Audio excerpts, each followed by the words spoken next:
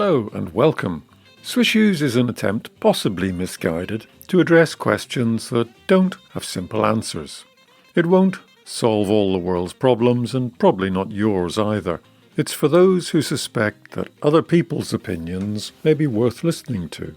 If you are a results-driven, success-focused, overachieving LinkedIn hero, there's nothing here for you. For everyone else, enjoy the debate.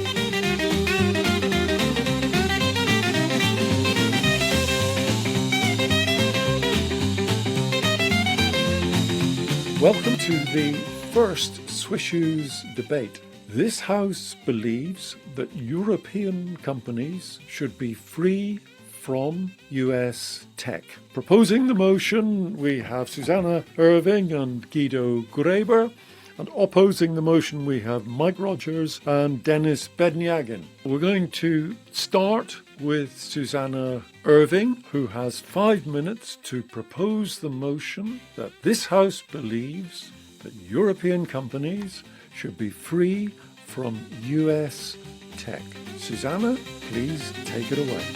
Thank you very much, Bill. Good afternoon, everybody. This House believes that European companies should be free from the US tech, and I stand firmly for that motion. This is not because US technology is bad, ladies and gentlemen. This is not because Europe should isolate itself.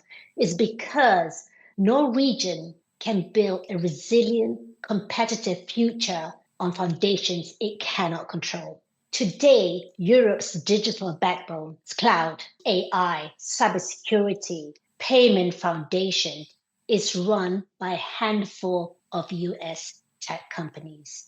These companies are governed by US laws. These companies are influenced by US politics, and they're driven by US commercial priorities. And yet they sit at the core of European business operations. This is not resilience. This is not sovereignty, this is dependence. Let me begin with my first point on strategic vulnerability. When 70% of European cloud is run by 3 US hyperscalers, we are one political decision, one regulatory crisis, and one geopolitical disruption away. No procurement leader would allow this kind of vendor concentration, and yet we allow this from US companies for our core digital framework. Second, legal misalignment. European companies must comply to GDPR. US companies must comply to the Cloud Act. These two frameworks are fundamentally incompatible, and our European companies are caught in the middle. We can no longer pretend that our data in Europe is safe from foreign jurisdiction because the United States law explicitly indicates otherwise. And again, our European companies are caught in the middle. Sovereignty is not a slogan, ladies and gentlemen. It is a reality, and that reality is not in Europe's favor. Third, economic leakage. Billions of euros are siphoned out to US tech companies every year. This is capital not reinvested in our technology, not reinvested in our jobs, not reinvested in innovation. Europe has talent, ladies and gentlemen. Europe has the market. What it lacks is a strategic will to invest in our own digital infrastructure. Fourth, innovation and competitiveness. Europe is not incapable. It is underinvested. When we rely entirely on US platforms, we weaken our infrastructure. But when Europe has invested, as we have seen it time and time again, in automotive, in pharmaceuticals, we excel in the world's platform. Digital technology should not be any difference. And last of all, on freedom. Now, freedom is a choice that we have to make. Freedom is not about ignoring our US counterparts. It's about choice and it's about resiliency that we want to build for our future. I urge you to vote for this motion for Europe's future. Thank you very much indeed. And now we will go to Mike Rogers is going to oppose the motion that this House believes that European companies should be free from US tech. If you're ready to go, okay, I will hand the floor to Mike. Thank you very much, Bill. And thank you, Susanna, for a very solid presentation. Dennis and I see the proposal as being framed not as a quest for sovereignty, but as a descent into technological isolationism. When we look at the interdependence, freedom from the world's leading tech stack would actually be a self-imposed cage. US technology is the global standard when we look at cloud. It's not just a product, it's the global infrastructure of the 21st century. It was not built in 1 or 2 years. It's been built over many, many years. So the idea that Europe can suddenly create an alternative, it's not for next year or the year after. It would be a very, very long-term plan that should have started a long time ago. So when we look at other elements, are we looking at freedom or the cost of reinventing the wheel? If European companies are forced to abandon US tech, they need to build a parallel system from scratch. This is a massive innovation tax. Instead of money being spent on development of new tech and advanced tech, we are rebuilding a second sewerage system in our towns. We are replicating utilities, not advancing tech. The market reality is that to compete globally, European firms really need the best tools for the job. Denying them US tech is like asking a sprinter to put on some lead boots while all of their competitors are wearing carbon fiber spikes. So if we look at the economic angle, we start to look at a paralysis for Europe, and that will apply to SMEs and in large industrials alike. The scaling problem is that US platforms provide the pipes through which European products reach the marketplace, and the US tech provides scalability. To put that into context, AWS alone has 900 data centers. What's the size of the biggest European cloud provider? They have 42 data centers in 9 countries. Amazon AWS covers 50 countries, and we'll go a little bit further into that. But if we consider about Europe becoming a tech island, global investors will see Europe as a high friction zone. Capital will flow to North America because it will be viewed as a market where companies can integrate and where capital can be used efficiently for low friction business. And in doing so, we also will penalize the end user. E-commerce markets are massive and booming. Severing the ties with the US stack will leave European marketeers blind and incapable of competing. And then finally, we move to the security paradigm. We would have weakness through fragmentation. Western countries need to collectively work together to form shared standards and interoperability. A fragmented West is a gift to adversarial state actors. Not only that, if we were to consider an alternative to the current cloud, we come up against an expertise gap. Open source is not a solution because a lot of the tech comes from US. Not only that, when we look at the amount of money that US tech companies are spending on cybersecurity, their budgets are the size of some nations' budget. We also have the regulatory fallacy. Sovereignty is maintained through regulation. US companies operating cloud in Europe have to comply to GDPR. So the European instance of AWS Cloud and Swiss Cloud that exist follow national law. They do not have the US Act superseding. They have to comply. So our view is that together we can do a lot more. Separately, we will sink. Thank you, Mike. The second speaker for the motion, this House believes that European companies should be free from US tech, is Guido Graeber. So if you're ready, Guido, take it away, and you've got 5 minutes. Good afternoon, everybody, and also my worthy opponents. We have all heard that software is eating the world. But here's the thing. We often forgot to ask who owns the teeth. Today, I'm standing here because this House believes European companies should be free from US tech. Now, let's be clear. This isn't about some anti-American sentiment or building a digital wall. It's a declaration of independence for European innovation. It's about moving from the digital tenants to become digital homeowners. Honestly, we spent the last decade drifting into a very comfortable and very expensive trap. We have traded a long-term agency for short-term convenience. They aren't just buying a service, they are importing a foreign legal system, whether it's the Cloud Act or sudden shifts in export controls, or companies are currently subject to decision made 6,000 miles away.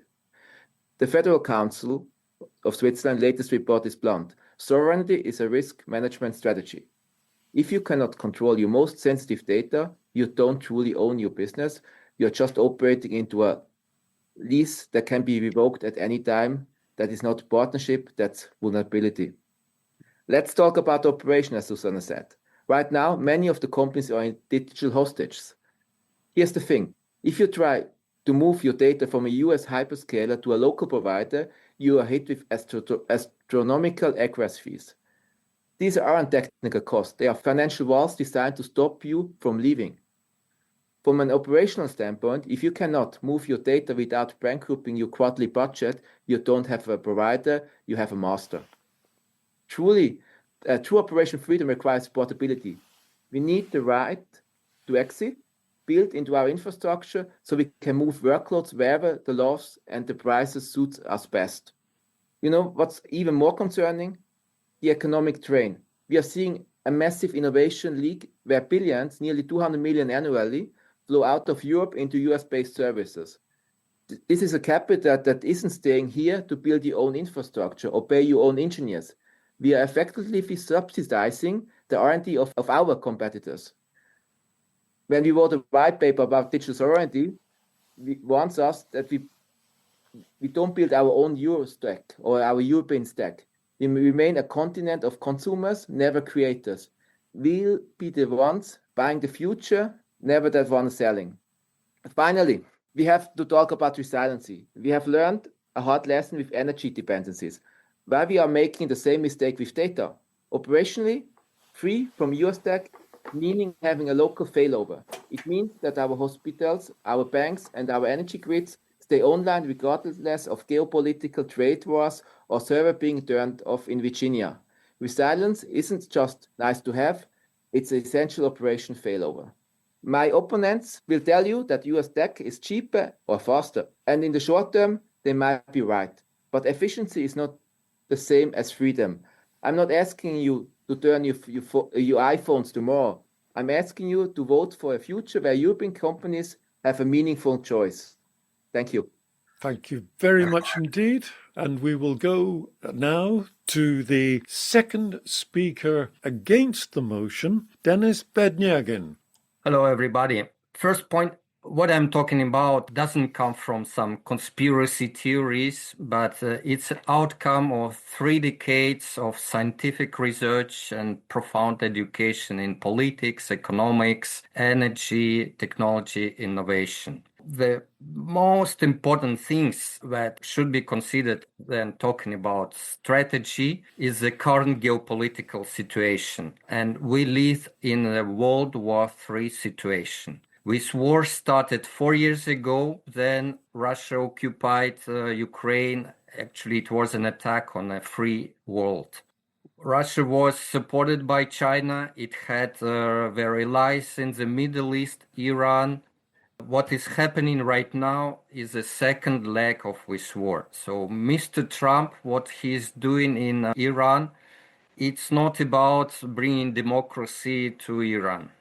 but about protecting free world from the occupation by China. And what he wants to do is to contain China from invading Taiwan. There, all our microelectronics devices, semiconductors are being manufactured. That drives a modern digital economy. So the sad reality is that Europe completely failed with its energy politics, climate politics, security politics, shown absolute incapability to assess strategic threats and to do in a meaningful way that supports the national economy. So it was a self-inflicted defeat, and we have to cope with it. So what is the most powerful weapon in war? It's not the warheads, it's energy. America has saved Europe during occupation of Ukraine by Russia by supplying with energy. It's saving the world now by securing a Persian Gulf region from autarkic regimes that benefit China and supported by China. Most important thing for us to realize that current industrial and economic system is so interdependent. It's impossible to just to emphasize on whatever software solutions or hardware manufactured at one place. It all goes through the global supply chain that starts from coal mining that drives production of silicon to semiconductors, then where semiconductors are shipped to US and all digital infrastructure. The same applies to power generation. So all those assumed to be renewable devices will require much more energy, and they are all manufactured in China, and they all have backdoors. Reliance of Europe on this Chinese technology destroyed a European economy because of the economic aspects of these quasi-renewables unreliable. So it's impossible to talk about market-based instrument for promoting autarkic solutions in Europe without due regard to the global supply chain. America was a loyal ally of European free countries during World War II. It was a loyal ally during the first leg of World War III. There is no other choice. Europe and America should remain allies and work together. Thank you. Thank you very much indeed. So, it is open to the floor.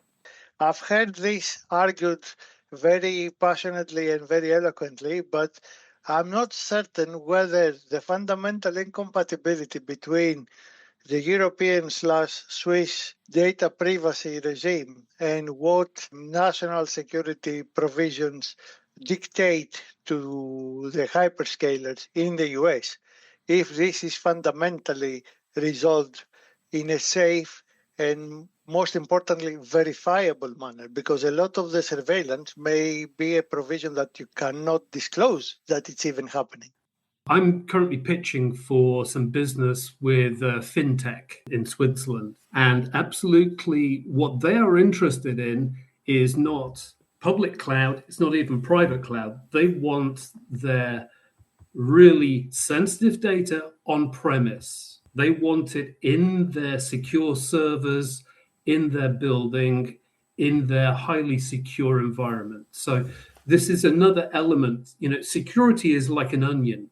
You have different layers, and the absolute core data that you have to protect, that's client data, on-prem or in private cloud. And then as it gets less and less sensitive, you can move towards the public cloud. But AWS built a public cloud instance in Switzerland for Switzerland. So it's not even European Union, it is in Switzerland. The data is held here. Thanks, Mike. Anyone who spoke for the motion like to come back? From my perspective, the way I see this, US tech have got to adhere to the Cloud Act. Our data, even if it's in a secured environment, would still have to answer to the US regulations, right? So we are not fully as secured as we think we are because those companies are governed by the US regulations. When they're incorporated in Europe, and if they're incorporated in Europe, they have to comply with European law, European financing, European accounting. If they are physically here, they are incorporated as a European entity. The data in Europe belongs to AWS Europe, not AWS US. That's a very subtle and very key distinction because when you own the data and you're incorporated under European law, which they have to be, then they have to comply with all the statutes of European law. Super. Thank you very much. We'll go to Birgit. You had your hand up. Thank you so much for all the wonderful points you have shared. And I would like to speak a little bit more to Dennis. Hence, I agree with a lot of things he has said. Europe is like a naughty school class who is refusing doing the homework. And therefore, I agree it is a self-inflicted issue. I also agree that the crisis we are seeing has to do with US and China. And I also agree that unfortunately there is a global supply chain with a big dependence. However, I find it so negative saying there is no other choices because we should create another choice. Thank you. Thank you very much, Birgit. Ibrahim, would you like to come in before Douglas and Nadia? Thank you very much, Bill. Wonderful presentation by the honorable members. So I would like to ask the honorable member to name one single European cloud provider. I know that Mike mentioned AWS being incorporated in Europe and belonging to Europe. However, what I would like to mention is that can we mention one European cloud provider today capable of replacing AWS or maybe Google Cloud at enterprise scale? And if not, what exactly are European companies supposed to use in the interim while they wait for one to be built? Thank you. I can jump in here. I mean, yes, there's one. There's several. There's quite an interesting race. Who will be the first big European hyperscaler? There's in France, the OVH, and you have in Germany 2 or 3. Personally, I would say I would call StackIt with the Schwarz Group because ETO and Dogfood, they have a huge business with the all retailers. They are not yet there where the hyperscalers are regard of services and experience. But everybody has to start small, but they have the capital, the financial power, and certainly they're in a good position at the moment, I would say. Thank you, Guido. I'd like to congratulate Ibrahim on using the proper formality and referring to the speakers as the honourable member. Thank you very much, Ibrahim, and I must learn the conventions from you. If we go, I've noted Emilia has come in, so we'll first go to Douglas. Well, of course, thank you to all the honourable speakers. Even though AWS is incorporated in Europe, can we trust them? I don't believe for a second the American authorities would let them not provide data if they really wanted it. Many years ago, I worked in Saudi Arabia building a telephone system, and every single switch we put in there had a backdoor to the USA. I can't believe it's changed. Thank you, Douglas, for that insight. I could also say, can we trust European nations? Well, that's fair. I think all government actors, all nation states, have a degree of desire for covert and in some cases less covert surveillance. So I think it's endemic. I don't think you can say it's one or the other. I think they're all doing it to a greater or lesser extent. That's my personal opinion. Any other honourable speakers like to come in? Yes, I mean, if you speak about trust, I mean, you can always trust nobody, right? But you rather trust your neighbor than you trust or your close neighbor than a neighbor which is 6,000 or 10,000 miles away from you and you don't have any control what they do with the legal system. Thank you. No more responses. Nadia is next. So please, Nadia. I want to take this, thank you for giving me the floor. I want to take this on a different level. Let's stop with the they versus us. I'm personally against this whole, even the beginning of the debate, because we need to converge more together. And the fact that we're not trusting each other, and whoever is not trusting, means that it's not trustworthy himself. I think there are many things to be fixed in the European Union, in our Commission, which is doing a lousy job for years and years. And we need to take this in our own hands because it depends on us to do it as Europeans. And let the Americans give us a hand now. The fact that there is Trump in the White House doesn't mean it's going to be forever. So we don't have to go after these contradictory moods and actually try to find paths together how to work together. And not say one is bad, we don't trust that because the other is no better and so on. It really needs to start a discussion on a much higher level for the good of the two allies. Because we have been together forever, and it's not good to change that. Thank you, Nadia. Any comments from the honourable speakers? In that case, I'll go to Peter Sipula. In my opinion, it's important to be long-term ready that European environment will generate state-of-the-art competition to such big tech solutions and products.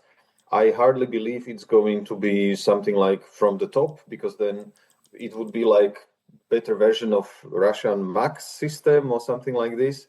However, let's not get surprised and let's not be pushed like Ukrainians. Like they did, and they shown basically the ability to build state-of-the-art, the best drone solutions. There is nobody better than them at this moment in this. So, and it's a country with GDP, like 1/5 of the Czech Republic, maybe in such a large country.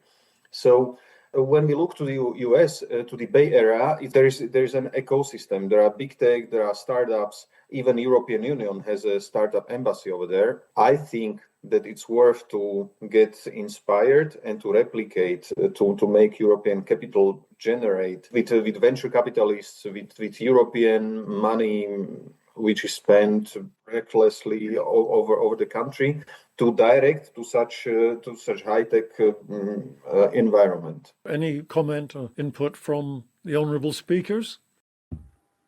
Is this something that we should think about as a private company endeavor, or should this be a European Union or European country endeavor? Because the level of investment required, we talked about OHV in France is the biggest European cloud provider, 43 data centers. Just AWS have 900. In terms of scale and investment, it's a gulf. It's not a couple of million, it's not hundreds of millions, it's trillions will need to be invested. So how do we bridge that gap? Dennis, you were going to come in as well? It's very important to consider whether we have in Europe a right ecosystem and for driving this innovation. And innovation, it's not the money you invest, it's entrepreneurial climate. So if you have like a lower taxation rate, more risky venture capital in the US, it's natural that young generation of innovators, entrepreneurs, will move to the US. Even if we were to do something in Europe without changing the general system, it will not work. More money will be lost. Thank you. We're going to ask Emilia to make a comment, then we're going to go straight to the opening speakers to make their final comments. Emilia. Apart from the data governance and security perspective, we do know that there is an expected future problem of where data is stored from a capacity perspective. But also, we know that there is an energy issue at the moment, and when we will have it even bigger issue in the future, where we consume more and more while using systems and tools handling data. So my question is, and I'm not against or for it. I could be 50-50 with all the opinions here today. But I wonder, does Europe have the capacity, the storage capacity, and any other technology capacity or development plans to support such tech development, such needs in the future? Can we actually be eventually totally dependent only because from this perspective? Thank you. Thank you. Any quick comments from the speakers? I would say, like a data center infrastructure, it starts from reliable power supply. That's why there is such a dash in the US for all types of gas. There is even no equipment for producing with electrical power, and always renewables, they don't fulfill this task. There is one more argument for collaboration with US. Thank you. Andreas. My comment on this, there's a window of opportunity now, right, to do something, because the political climate and everything has changed. We can see the risks that we're in, the dependencies we have. And who knows, maybe down the track there is some collapse there. And the stronger the Europeans, say, systems or solutions are, also the greater chance there is for some collaboration. But right now, it's it's very one-sided. Thank you very much indeed, Andreas. I'm going to ask the opening speakers now, Susanna and Mike, to make short closing comments, and I'm going to give you 3 minutes to do that. So if we could kick off with Susanna. Hello, everybody. Again, I've been listening intensely to both sides, and like we all agree, this is a hot topic. It's it's a challenge to keep it, from our professional to our personal views. But for the sake of this very interesting debate, tonight has really shown us one thing clearly. Europe is at a crossroad.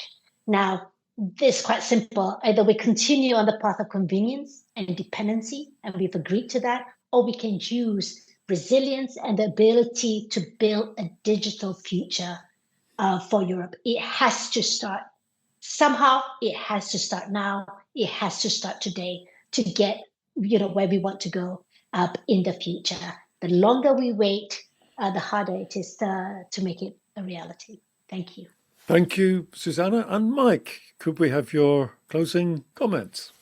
What we should be focusing on today is not a blueprint for European strength, it's a manifesto for obsolescence. To be free from the most advanced tools is to be free from the future itself. So what we should not be doing is building digital walls. We should be engaging with the US, engaging with our partners globally, and building a framework that meets the needs for everyone for the future. This is, as the last speaker, Andre, said, this is and also Susanna said it, it's a crossroads. It's an opportunity to do a reset. It's an opportunity for Europe to look at its technological roadmap and to decide how best to manage that. But I don't think cutting off the umbilical cord to the US is going to be a right step. We are dependent, in fact, on that infrastructure, but we need to find a better way to manage it and to have a strategy that develops the right tech within Europe that is not just a replicate, but is going to be value added, because pouring money into a hole in the ground to just stand still just does not feel right. So we want to put Europe at the heart of innovation, not on its periphery. Thank you very much indeed, Mike. Thank you to all the speakers. Thanks to all of the audience. We'll now go to the final poll. I'm going to give you a chance to vote on whether this House believes that European companies should be free from US tech. After all of the arguments that you've heard and the points of information from the floor, let's see if anybody's mind has been changed. And I've enjoyed that.